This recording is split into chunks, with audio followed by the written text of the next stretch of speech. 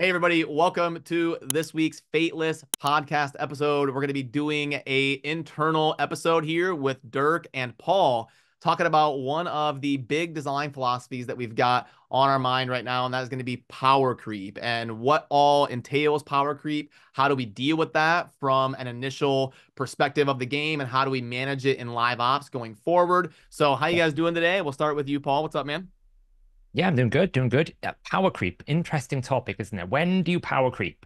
Now, naturally, power creep is a very important topic because you don't want to have the game just be like nobody gets stronger anyway, because that's just rubbish, right? You always want to get the next big thing. So, but it can be a negative. It's a double-edged sword. You don't want to power creep too much, don't want. So I'm really looking forward to us talking about it and also bringing like our experiences, like me from a raid background, Dirk probably from a watcher background, and you from every background. You've played every game under the sun, haven't Diablo, you? StarCraft, yeah, all that good You stuff. name it, yeah. Yep. What's up, Dirk? How you doing, man?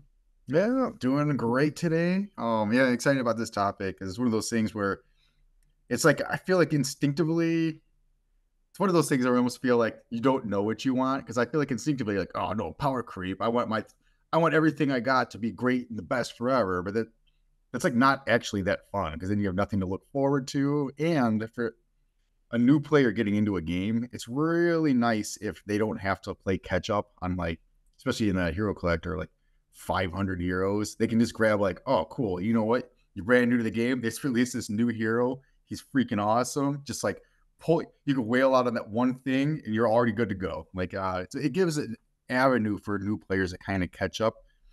Um, if they're like I said, just years behind, it could close the gap on Yep, that. I for think it is sure. important that games actually do have power creep. And I feel like power creep is one of those things that gets a negative connotation. Like everybody Yeah, winces a little bit when they hear power creep is coming because they don't want the stuff they currently have to be irrelevant. So totally makes sense, but it is a really tough spot as a developer or a designer because you can't release like future champions that are worse or equal to what's already out there. Otherwise, the player base is going to be like, why do I care about this new champion? I already have stuff that's better, or this isn't going to be doing anything new or more powerful for me, so this is worthless. I'm skipping that crap. But if you power creep too hard and you make it too much superior, then people are like, oh, are you kidding me? I have to do all these fusions because it makes everything I already have irrelevant. So this is just crazy. You're ruining what I already have developed. So very, very tough balance to do there successfully. And what do you think about that, Paul? Yeah, I mean, and also the consequence of them power creeping too rapidly is your future power creep then is almost like it's an exponential increase in pace because it's like, well, I jumped the power curve by 50%. Well, the next hero then is going to have another jump, which means that maybe that hero and the next hero and the next hero, it's like you always keep getting into this situation. And I always recall Raid's moment in time when they started their current ascent to power creep. Where it all started was when they released Acrizia. That was the moment they lost control of the balance of strength in their game. They released Acrizia being like this hero that doesn't take damage because she had a 50% damage reduction passive, always does enemy max HP on all of the abilities. It just meant that any damage dealer you brought to Hydra or Clan Boss was just like, well, it's got to do enemy max HP. So therefore, if it's not doing any max HP, it's got to hit so hard, and you have that kind of like exponential problem. Raid started with that, and they've just kind of realized that little increments of power after you do such a big increment of power is a major problem. And I think from a game's development life cycle, a game like Raid is in its sixth year now, coming up for. It's a little bit more flexible to do that because effectively it's very hard to make a champion more powerful when you have 900 heroes champions in the game, right? So you've got to be very, very powerful or very, very creative. They're lucky that they have a lot of systems they can do well, but you can see that's why they've had to go recently in the last 6 to 12 months incredibly, like their power creep has accelerated probably more than ever. You can always tell by basic raw stats. Max speed builds in 2022, I think it was, used to be around about 495. It's now 605. So they've it's a 20% increase just in terms of raw stats available to you. So yeah, it's a tricky one, and we're certainly always mindful of the next steps. Like when we're designing heroes and when we're building out different game features and different things, we're always thinking about, well, okay, well, if we do this now, what's the long-term impact of that implementation at this point in time? Yeah, because if we start out, day one, all of our legendary champions have like passive abilities that have 7 effects. Well, it's like, where do we go from there? Now we're gonna have to release legendaries that have 10, 12 effects on their passives. They're gonna be whole paragraphs. So it's like, Yeah. but you don't want to start too boring and too simple. Like, oh, this legendary, just does one super simple thing, a 5% heal every turn. You see, you want to have like that advanced, fun, complicated stuff while also not putting yourself in a position in the future where you're gonna be screwed and having to go too crazy, right, Dirk? Yeah. No, she's star crazy. He only reads about it from there. No, I Yeah, think you should see these guys. I'm the one that has to tame them down a little bit. now I guess yeah, actually kind of going off that. Because there's kind of like I guess two types of power creep, and I mean, this is like the line to walk. There's like the very obvious version of like accuracy set versus perception set, where the other one is just like the same thing but strictly better. Like, oh, you just get the same stats and then some more stats, and it's like you can almost make no case for using the worst version. Um, but I think as long as you're power creeping in a way where it's like, and I think Raid in other games do a good job with this too, is like they'll kind of make some of the content you're fighting against harder, but maybe not necessarily harder stat wise, but in like they start to require more solutions to beat them. And that's where you start to power creep by offering heroes with like better combinations of effects so you can start to get all those solutions on a team where you couldn't normally get it before. And yeah, I guess over time you start adding more and more effects to heroes just to make that happen. But a lot of times it's just like, well, shoot, I couldn't get, I'm gonna try to get a good example, but you're just like block debuffs and increase defense at the same time, where like it's just things like that, where it's like you just offer better and better, like I don't know, tools for players to work with that are a little more versatile. And I guess like the equivalent of that, like historically, be like in weaponry, it's like, okay, our guys are using like leather armor, and that stops flimsy bronze swords, and the other side's like, aha, we invented iron weapons. Now we go right through that leather armor, and they're like, oh shoot, we Yeah. need something better. And then Then they made it's just gunpowder. like an arms race essentially, and like kind of creating an arms race in the game is still good. So that way, is when you are like the player, and you're still going back to like, well, I have this bronze dagger, like that bronze dagger can still cut. And sometimes there's even like that full circle too, where it's like something like will become meta again that was previously bad, because like the best thing is all of a sudden like that's the one weakness in them is like that original guy who just has that one effect where it's like, oh sweet, I can actually use this guy again. Like, so yeah, I think that's like the dream, is where you can power creep in a way where it actually comes full circle. But Yeah. yeah. Because the thing is, there's three angles really to power creep. Like there's the business angle, which is like, well, if we don't offer, financial incentives, then as a developer doesn't have to be necessarily out for the money, but the business needs to support itself to continue developing the game and continue to support the services and the servers and infrastructure and everything that goes into running the type of games that we enjoy playing, right? These things don't just work off thin air. It takes a lot of investment in infrastructure to make sure that when you log into the game, it logs in and your account loads.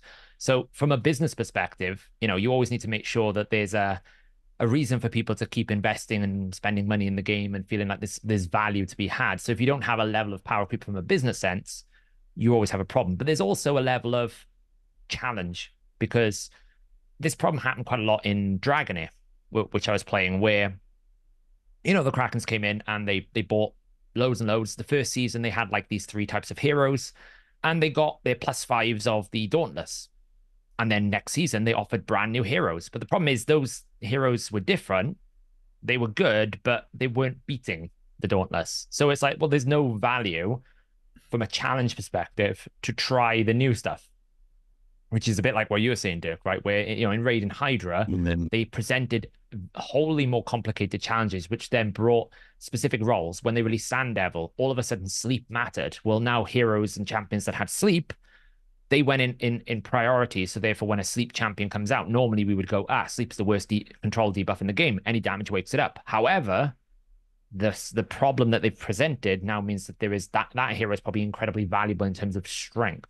So there's a challenge angle, and then there's also like I think like a general player's drive to improve, if that makes sense. Like if there's no power creep in gear sets, or there's no power creep in the way that gearing works, or there's no power creep in the way that I build my heroes and new systems to help me, then it kind of goes like, well, why am I doing this content? Because I never get anything of it. I never get new stuff. I never have any new stuff to build.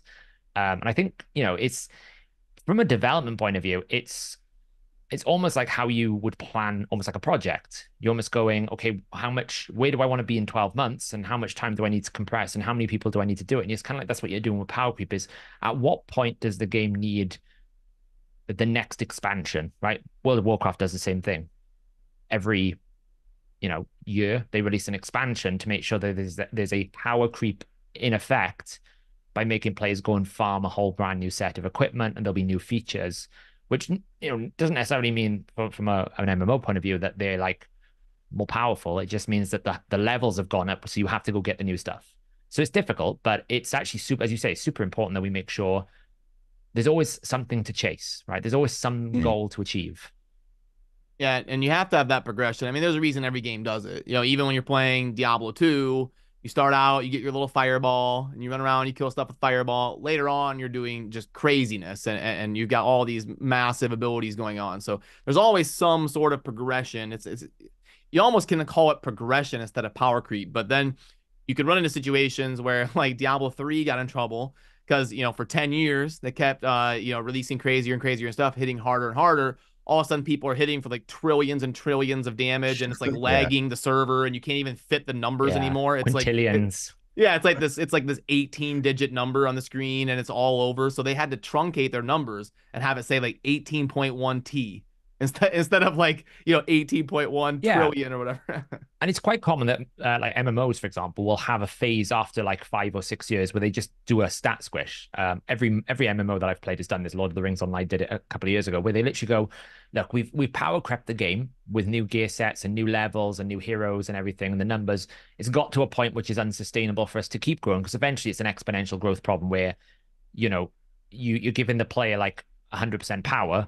Well, the enemy now has to have 105%, otherwise you just one-shot everything. So eventually you get to the point where that player now gets 200%. Well, 200%, 200%, 300%. At what point does it just become like incredibly stupid levels of scaling? So you have to like kind of go, we're going to reset everyone back down so that we can restart the power creep. Now, it's a lot harder for us to do in our kind of genre, because Yeah. obviously Yeah. people get very controlling and passionate. We see this with the Trunda debate in Rage and Legends at the moment, where it's like, look, you can't nerf Trunda, even though it's like obnoxiously broken in Hydra, to the extent that the best non-Trunda team is like 9 billion, or I think it's like 8 billion or 7 billion on Hydra and Nightmare, which is obnoxious numbers to begin with. Like the best Trunda team is like 90 billion. So it's like way out of power creep, but they can't nerf it because, well, it's Trunda. I've spent money on Trunda. I've invested in Trunda. You can't nerf my champion. She's been there forever too. Yeah, it's almost like if you're gonna nerf Trunda, that ship sailed like 4 or 5 years ago. Yeah, You Trunda can't. came out in 2020. Like, Yeah, True, but we didn't have all the modifiers. So this is a power creep conversation in the right, sense, right. isn't it? Where it's like, well, you didn't have decapitation bonuses giving you 200% damage. You didn't have protection sets giving you like 5% per buff. You don't have this new feral set they've given you that gives you 5% more damage per debuff. You didn't have like all these powerful champions that can give you like instant turns and resets and all these kind of things. So now that you've taken that champion you originally released and you put it with the power creep, it's like, and this is somewhat down to bad coding and sort of not looking into the future.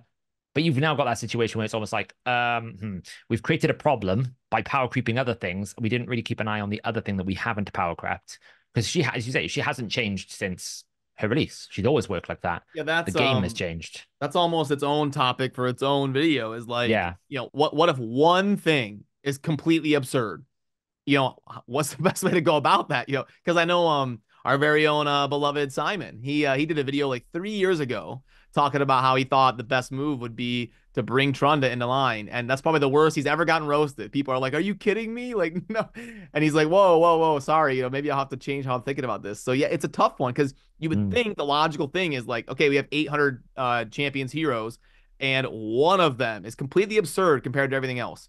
You would think the logical thing would be like, okay, instead of buffing 700, You let's change the one fix that's the one. broken. But Yeah. It's Yeah. rough in a game like this. Well, this is it. I mean, it's like they've actually used power creep as a balancing tool, essentially, because they've gone, well, we can't nerf Taras Marichka, we can't nerf Thunder, but we need to change the meta, right? We have to change them because Taras Marichka has been the arena defenses for 6 months, and players have they're probably looking at the statistics and going, arena gameplay, different content game is dropping because people are probably like, I've been fighting this defense for the last 6 months. I'm so done. So what they've done is they've used power creep to essentially force them out of the meta by introducing very, very powerful heroes that directly counter what is already there. And I suppose that's an interesting use of power creep as well. Do you use it to balance your game? The problem is, when does it stop? Yeah, no, that's right. It's because the next one will be like the lizard guy's coming, and then there'll be like a guy who just like counters lizard men. Is there anyone in the game that already has it too? Is there anyone who does like bonuses against lizard men? There's a number of heroes that have like effects rolling off factions or alliances. They're Right. quite infrequent.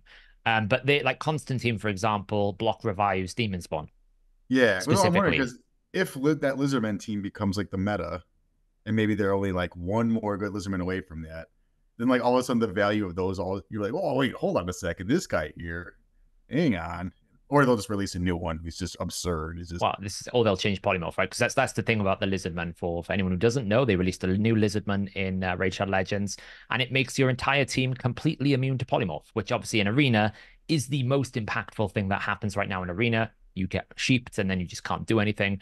So having a hero that makes your entire team completely immune to that means that you can bring things like Ramantu back into play, who can completely remove all buffs and stuff like that. So it's power crept the game in the sense by going, well, the thing that was kind of the powerful effect is now no longer active. It's a bit like what you used to say, Dirk, where it sounds like A, B, B, D kind of balance meta. Where it's like, well, I'm countering polymorph with the lizard, but then you kind of go, well, okay, then how do I counter the lizard?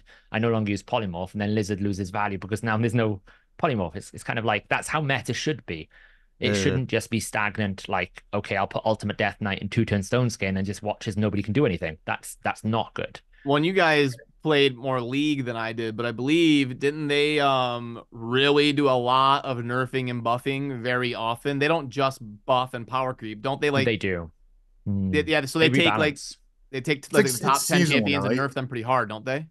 Well, Uh, they do big season updates. So like yeah, they do like a big starter season update, and that's normally like a system change. So they'll change items or they'll change the way that mhm, like one season update they completely recategorize the roles of the champions, like the heroes in the game, and then they do like a mid-season update, which kind of like tweaks things a little right. bit. Because they're on like an esports schedule now, so they can't just like wildly make changes Yeah, in the game that would like teams there's like millions of dollars riding on the lines for teams, and they're like practicing very serious for this, and it'd be like, 100%. haha, this week I feel these like as a characters. viewer, that would make it more fun. It's like, Yeah. oh, the night before, now all of a sudden they're all It's scrambling. What's These gonna guys are happen? Who jumping competitive off knows? integrity. buildings. Like Yeah. imagine being these poor Korean guys playing 14 hours a day like on their hero, and their hero just gets nerfed because haha. And then he's just like, well, there goes my career. Like it, so they can't really do that anymore. It's like I saying, it's usually after the big After like Worlds. cup, like yeah, after the worlds, like they'll make a big change, like where it kind of makes almost like a new game in a sense, in In terms of those like games, item changes, it's a some little easier to kit. pull off, isn't it? Because you're not like spending to You're acquire not a buying the champion. character. You're Yeah. buying the skin. Yeah, you're buying Well, you they're kind of buy cosmetic driven. characters. They have like it's not a gotcha system when it well they actually they put in a gotcha system not too, but you could just buy the Oh. character you want. You don't have to like hope you get them. I'm like, oh, it's a 2x, 10x. This is my chance, and then just don't get it. Yeah, but So you get generally it already. they give all the core ones and they have a lot of free to play rotations. They Yeah, might even give even more now, like the blue essence that you get that you use to exchange. that's Like I've pretty got like generous. 100,000 or something. I haven't played in If a there while, was but I've like, got loads. you could easily in your first like month or so of playing, like say, Getting hey, I like core. these characters. I'm getting these characters, and you can pick them up for free. That Yeah. it's generous enough. Yeah. But it I'll is the cosmetics they sell. So yes, you're right. It- It is easier for them to go and just make Vayne terrible. But then that also creates a bit of a problem for them because they need to make money. They're not selling characters. They need to sell skins. The only way you sell a skin is if I can use the skin. So therefore, they can't make popular champions bad Ezreal, for example, gets more buffs and debuffs than any other character because he's the most popular played hero because they've got more skins. So if they're selling it, you'll notice there's a trend that all of a sudden a hero will get a lot of buffs, and then all of a sudden a skin comes out. It's like, oh well, isn't that Of course, magical? So yeah. of course, so they have different problems in terms of power creep in the sense that they need to make sure that again, that's their business angle. In order for them to sell skins, they can't have a champion that doesn't get gameplay. Yeah. I'll Otherwise, I'll let They either one of did. you. Oh, go ahead, Dirk. No, I was gonna say they did used to like power creep in the sense they released new characters, and a lot of times they'd just be absolutely busted. It oh obviously yeah, helps sell the character and make people or excited totally to terrible. get a new One or the other character. is But never it's really because like of like they're like a respectable esport now. They can't do that as much. So if anything, lately I've been seeing heroes come out kind of underwhelming. It's like they don't want to wreck the meta or yeah. anything, so they just put them out like intentionally weak and then like buff them the next like season essentially, try to make them usable. With the exception of being Aurora, she seems pretty nuts right now. But They to be fair, they do lock out the hero from like competitive for a period of time. So they release them, they'll see how it goes. They do have a good testing system, to be fair. yeah, But yeah. sometimes when everyone gets their hands on them, they find some weird unique exploit with different items, and it just makes them either giga broken or giga underwhelming, when they get it out there. But again, they also have a very, very good QA pipeline where they hot fix and they'll do like B patches amongst they do like a 2 week patch window. They'll do B patches to fix the problem straight away. Because obviously they have to make sure the heroes are interesting enough to play. Otherwise, people won't buy the cosmetics. So all the Another development's on that. So Another tough part is you almost can't be too quick because you have to let players adjust and try to find solutions without just like, oh, something is strong for 3 days, let's nerf it. Because like, I come from StarCraft and there was all sorts of times back in the early days of StarCraft where something would seem super strong, like, Zergwing Rush. Like, oh, Zerg is just crushing people with Zergwing Rush. Well, then people started to realize, well, I'm going to wall off my ramp. So you can't Zergling Rush. And they would just counter it. And all of a sudden, they rush and they're worthless. yeah. They're just getting stomped. So like you got to give players a few weeks or a couple months to kind of figure out counters and figure out solutions before you just instantly nerf something.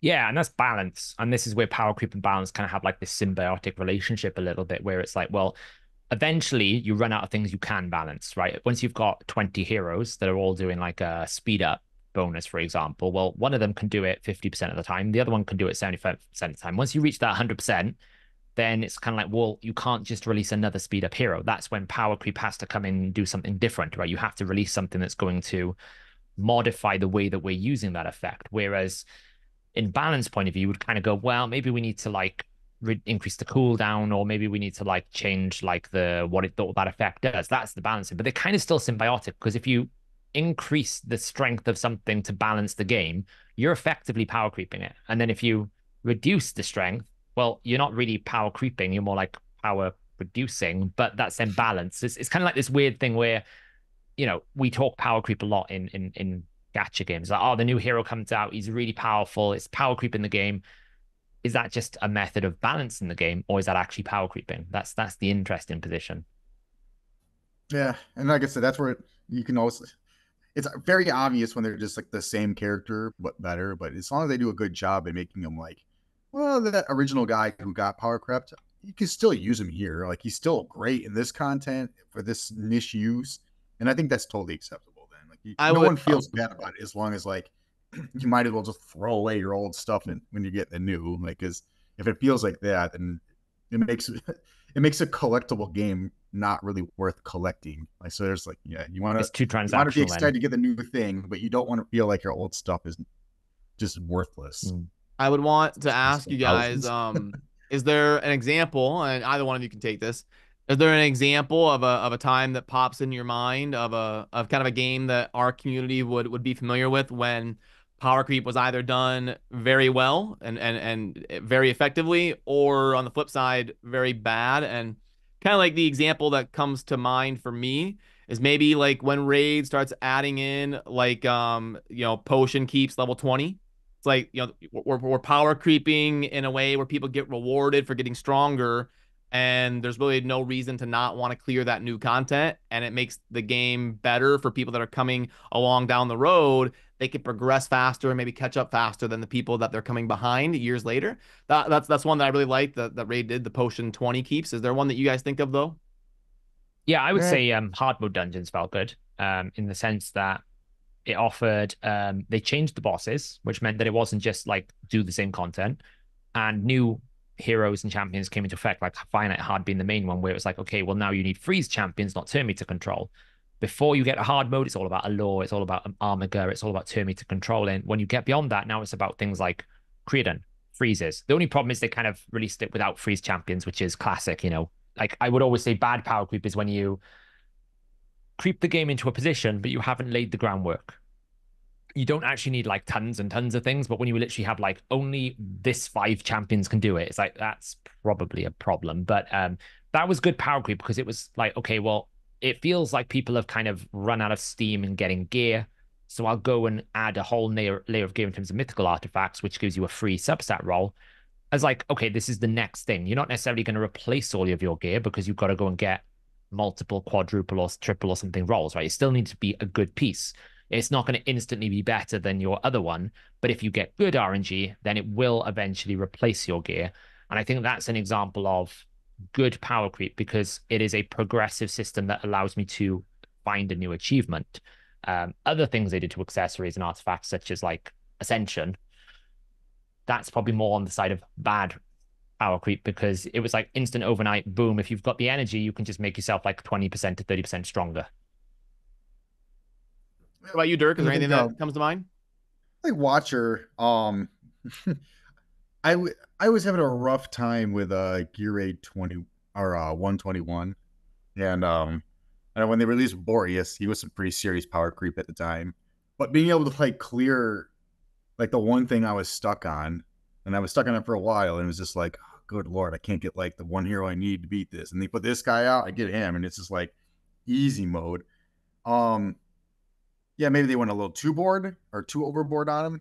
Debatable because they've since, I think, power crept even harder than him, and that's been considered acceptable. But like I said, it is nice to help players, I guess, clear content hurdles by releasing that power creep, and then it also gives a room to then dial up new content they put out, so that you kind of need to get some of these new heroes, as long as they don't obsolete old ones. So it is.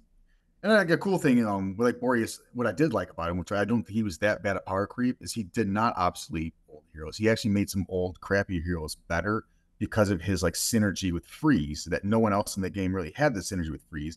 And it was considered to be one of the crappier I guess CCs. Like no one ever took AI. Mari was okay, but not so usable. There was a bunch of like freeze champions in the game that you just didn't really use. Then all of a sudden they put this guy out who just did tremendous amounts of damage against enemies with freeze. And he himself was just, his kit was busted. But like it brought up all these old characters that were normally weak. And like, yeah, things like that I think are just fun. Like it was fun to pull them. It's fun to beat content I was stuck on. It's fun to use old crappy heroes that now are like good without them even having to get a buff. Like this guy was their buff. So I think that was a great showcase of power creep. They ended up Well, nerfing him a bit, but yeah. he's still like, it's still strong enough that I wasn't able to like no longer clear that content that he enabled me to be, and I can still use those same freeze champions like because of him. So yeah, and I'm like glad you that's brought that up, and maybe it seems like your opinion has changed a little bit, but for some reason, game designers, whenever they nerf something, it seems like they never just tweak it a little bit. They always slam it it's like into the a sledgehammer. ground, Yeah, and it's like I don't know That's a player why. problem. Yeah. I think that's probably biased a little bit, because I would say most of the time, a good game design team will. Sometimes you'll always have things they over or undershoot. Most of the time, they have a pretty good grasp of why something is strong. The problem I think that Playroom have particularly, and when they do things, is they just either go vastly too strong or vastly too underpowered. Like, you know, when we had the corpulent cadaver meta, it's like what we're saying is like maybe he should have a cap. And they're like, right, guys, he's going to do like 10 damage. I'm like, well, we didn't need to kill him. Like, we just needed to stop him from doing like 20 million damage per hit. Like, there's a balance. Like, you don't need to do it. And it is always, I think, when it comes down to the desire of the development company in terms of like, do we just want to hard force a meta shift? If they want to hard force players out of something, that's when I think they do that egregiously over the top thing. If they've just like, okay, we're fed up of seeing Vayne in League of Legends, we're just going to nuke it to the ground and completely get rid of it because it's been too meta relevant, which can happen a lot in League, I think, because the professional players have understood the game to such a deep level. They normally don't pick different characters even when they rebalance it because they can find a way to make it such a strong character in a base. They're almost like, well, it doesn't matter what you do with it. You know, they had this Cool. problem with what was the cat, Dirk? You remember the cat on the book?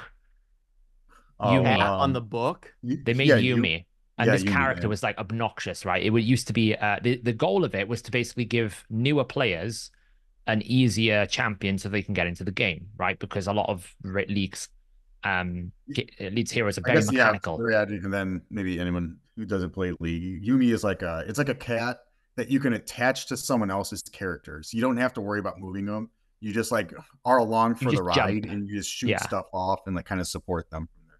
But the problem is you were untargetable. So you literally attached yourself to another player who was mechanically gifted or whatnot. You were Yeah, untargetable. You would heal them. You would like make them go super fast. If they died, you jumped off and could jump back. And of course, professional players were like, "This is the best champion ever. I don't take damage. I can." And it had like this really obnoxious ultimate that rooted everyone in place. And no matter what they did to this character, they could not balance it because the professional players were like, "Oh, you've broken this. No worries. We'll just switch to this plan." Broken in competitive play. Even when it was like 35% pick rate in like normal play, professional players were like, yeah, Yumi. I think it was like Yumi Vayne and Yumi. What was the other one that used to jump walls that they added? Yumi. Oh, I can't remember. She used to like zap electricity and she used to jump walls. It was like basically no matter what they did, in the end they just were like, we're just gonna nuke the cat. The cat's just gonna go. We're just getting rid of the concept and we're gonna What you're try again. describing, to me, sounds like a mercy pocket in Overwatch. Like you just attach yourself to another hero and you pocket them, you make them stronger. But in Overwatch, mercy can be targeted and can be killed.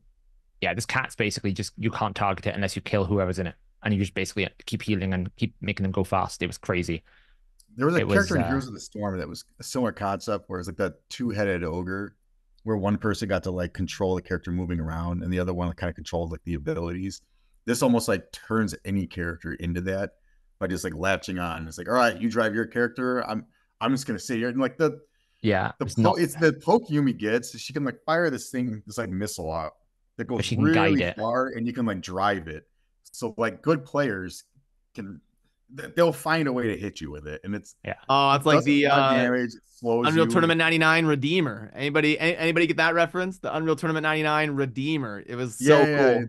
yeah. Yeah, Like a whole missile. yeah, this it's like cat a was big like rocket. this cat. You could basically sit there, not targeted. The beam actually, you could build it for damage as well, and that beam thing used to hit quite hard because the support items were generally high Mhm. damage. So you literally just keep poking the enemy, and you're just like, I'm getting abused by a cat that I can't target. And then in ultimate fights, if someone tried to engage on them, they would normally pair it with like a really highly mobile um AD carry, which normally are quite squishy, but because you're highly mobile with a cat boosting you for speed, someone tries to engage on you, you press ultimate, run backwards, and they all get rooted. And you're just like, this is the most like they had heroes that could like fly over walls, jump in, root everyone, kill everyone. It's like, oh my god, this is it's crazy. And you saw pro play was literally this for about 6 months. And even like watchers were like, can you please do something about Yumi? Because we can't take it. Uh, Even the professional players were like, we're so bored of playing this character because it's so easy, but Or it's so watchers. broken. You said even watchers were like, Like viewers, the oh, viewers it of viewers. the was meant to esports are be like, can you like a. change it? It was meant to be the character that like the guy who plays League has his girlfriend over, and she's never played a Yes, game before, and he's like, exactly. no, no, no, you can play this character. Just all you gotta do is press this button and just watch me kick ass.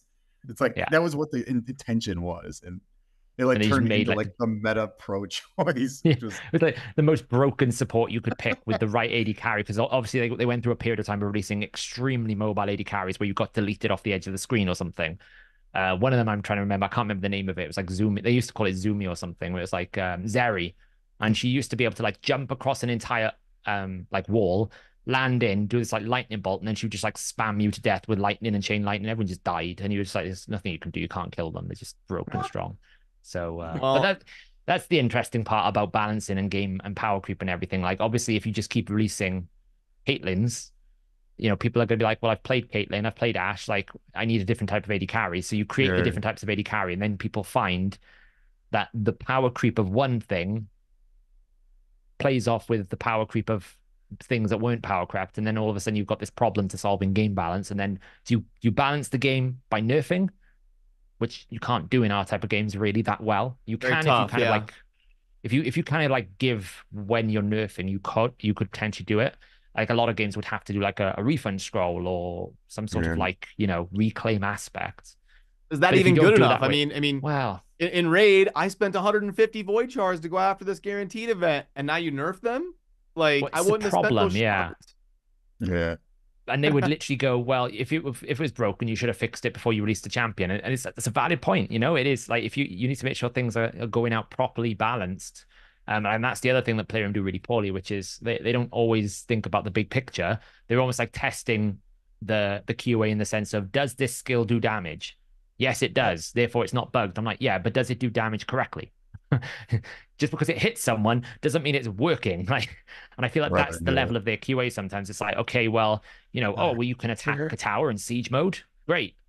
Well, I was like, yeah, but does the economy work with it? Does the rewards that I get with it? Does that attack feel good to a player? Does it work with the whole clan picture? And we don't test that. That's too complicated. So yeah, it does. Then it does become a question of, well, if you can't nerf something from a balance point of view, then the only option It's is power power creep. creeping. But it is You've good got at to go least you there. have that as an option when you can. Because like in a fighting game, you can't really power creep fighting games and make the old cast useless. Like you have to you want everyone to be playable and to be, decent win rates across the board. But they have the luxury of being able to nerf characters a bit here and there. But like in a gotcha game, man, you like can't nerf. No. And so yeah, like it's important to have power creep as essentially the balance lever of the game. Which has been a shame. Like AFK Journey, man, Iron is just way too ridiculous, and they didn't nerf them, and I guess they probably won't because again, it's a gotcha game. You spent money to get him, you expect Iron to do what he does, but it's like they haven't been able to power creep him at all yet, and it just makes it so like any character that comes out, it just feels so pointless because you're like, do they work with Iron? No. Well, then why would I use this character? Like, it's just the game is Iron. You use them in like any PvE content that isn't a Dream Realm boss. You use them in all PvP content, and if your characters do not have perfect synergy with them, they're not viable. Man, like I don't know how.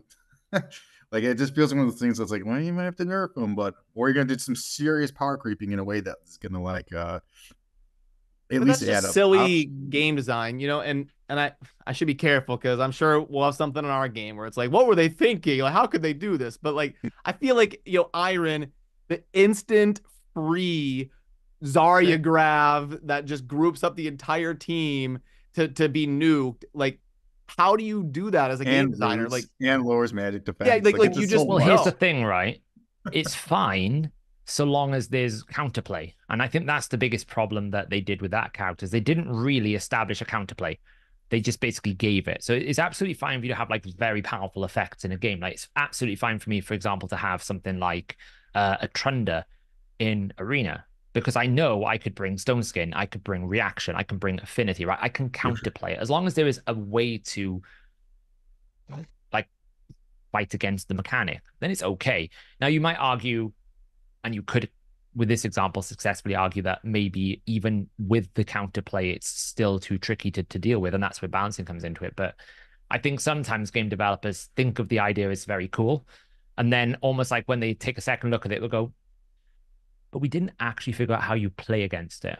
The concept was great, the idea of the skill was great, but actually, now that I'm playing it, it doesn't work." And I think that's generally for a lot of different things, even game systems. Like when you design them, you think, well, when I thought about the idea, it was a great idea, and like, everyone thought it was brilliant. But then when I've tried to do it and engaged with it in a practical level and actually put it into an environment where other players can, it's brought up these problems that nobody really thought about, and now we don't have a solution for it. And I think that's always the risk when you release in our type of genre. If you haven't thought about all the possible consequences of a hero and then you release that hero, well, There. the cat's out of the bag. You can't then go and fix them. Yeah, well, that's like the Trunda situation, and that's almost one of the ones that's like, how could they have thought of that? Like, 3 Well, I years mean, later, there would be they a should boss because where we've learned from many different games that multiplying multiplies is never a good idea if you don't Diablo have 4 did that very, as very, well. very careful Yep. control over your Yep. multiplier. Yeah, Diablo 4 is the latest victim of that bad game design concept. And you can predict these things because you can go, well, if I'm going to do 60% of a second hit, maybe I should make that second hit be a bit more fixed in nature. So I can always scale the first hit, but I can never scale the second hit. And that's what they should do. It's a very simple fix. It's a very straightforward issue that they've got there is all these secondary damage effects, they're allowing them to be remultiplied. You should never really allow that, right? You should never really take the damage, do a damage, then multiply that damage from the same multiplication that you've already done. That's no, whether you're making a brand new game from day one or you're 7 years into the pipeline, that problem is going to creep up at some point during your game's life cycle. So you might as well just cut it out at source. Don't do that as a philosophy. Don't It's funny multiply multipliers. they did kind of fix like Dracomorph with that, like his when he kills a target, he goes out of the target, it can't like crit and re-get his crit damage again. So it's Well, funny even that that's a problem though, because you can still multiply. Right. So Wukong is a great example of this. Wukong is very similar to Draco's one, where it's like, well, the second hit can't crit, but it can still gain book percentage bonuses and decapitation bonuses and multiplier bonus, things that are not critical damage. You excluded the big value, but you didn't exclude all the others. And I think that there are some heroes then that they have started doing things like the secondary hit is like guaranteed fixed value. So therefore, you know, if you do 100,000 damage and you need to send 60,000, we just hit everyone for 60,000 true damage. Fine, it's not a problem if you keep like something that's a fixed true damage value because it's part of the design because you can't scale it. It's when you actually kind of transfer it over and you go, well, actually the second hit can re-roll the 50% ignore defense. So now the second hit is doing true damage and getting multiplied and all these other things. And it's like that just it becomes in extreme builds. Because this feels like I don't know, like if it's not intended, it just seems intended. Because why you'd either A, don't do that mechanic where you say like do X amount of percent of the original hit as a hit, or if you are, then it should just do what it says and just do that much damage and not get the extra multipliers. Like, yeah, I don't know. It just seems like it's a bug, but I don't know.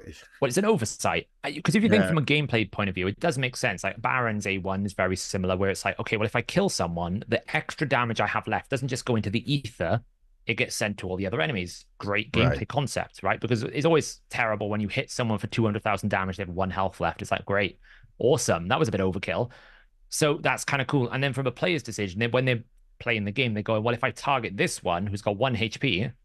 That's more valuable. I should prioritize. Like there's an actual competitive strategy that you have to apply. The problem is nobody's really thought about it from a, well, if I can do this, and this, and I power creep the game to this, and this state, what's the numbers? They probably tested it when they released Baron in 2019. And they're like, this is great. It's awesome. It doesn't do anything. It doesn't break the game. It's like, well, yeah, you've added like 5 million% power creep since then. And now the ugly head of multipliers rears its head and you go, yeah, that second hit's doing 1 billion damage now. It's a bit of a problem. We should probably do something about that. Baron was like a meme originally, so they probably didn't care. That's the reason. Buffed him since release. You have this thing that's potentially broken, but well, you wanted his Sky Piercer. Yeah. And it was always hidden. It was a bit like Morty Macabre. It's like, how many times do I have to wait before I finally unlock Sky Piercer kind of concept? But then they just made it so that Sky Piercer was just an option. And he suddenly went from like, he's Baron. It's like, oh my God, Baron is one-shotting everyone. It's like he went really up to that point. So, but now he's back down into the, it's Baron, whatever. Can't really do anything about Stone Skin. Can't really kill Rotus, you know.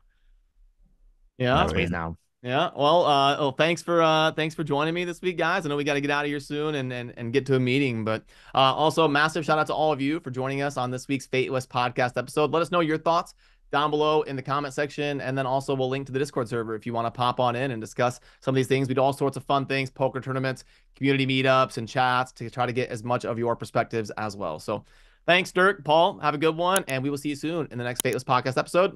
Peace.